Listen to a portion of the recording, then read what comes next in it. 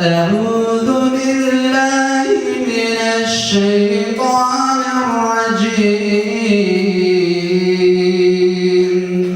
بسم الله الرحمن الرحيم.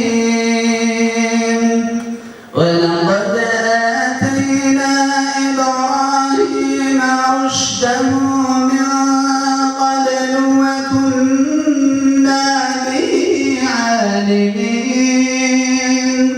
إذ قال لأبيه وقومه ما هذه التماثيل التي أنتم لها عاكفون.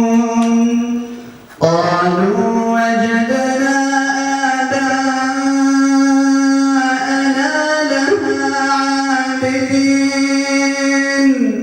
قال لقد كنتم أنتم وآباؤكم في ضلال مبين. قالوا أجئتنا بالحق أم أنت من اللاعبين.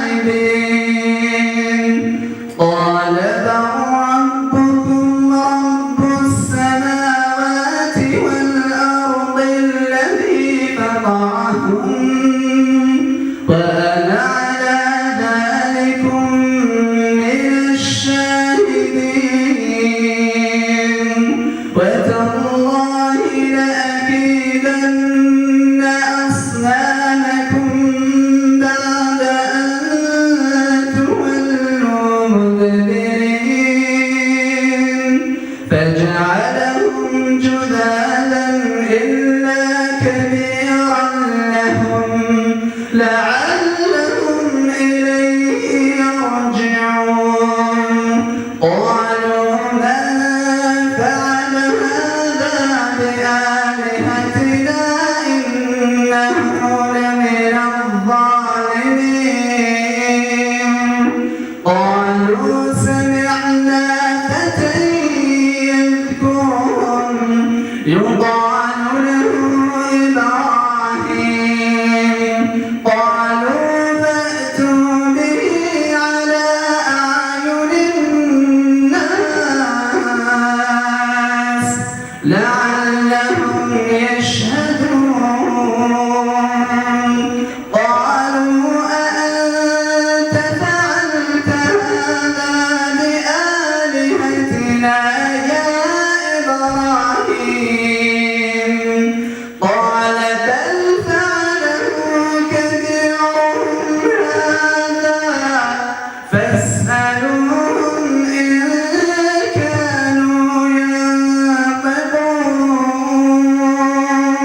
فرجعوا إلى أنفسهم فقالوا إنكم أنتم الظالمون. ثم نكسوا على رؤوسهم لقد علمت ما هؤلاء ينطقون.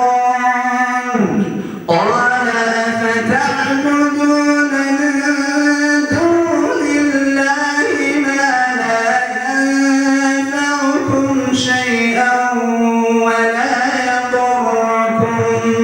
أف لكم ولما تعبدون من دون الله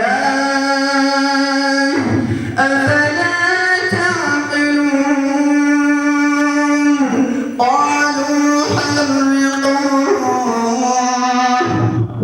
وانصروا آلهتكم إن كنتم فاعلين. قلنا يا نار كوني بردا وسلاما على إبراهيم.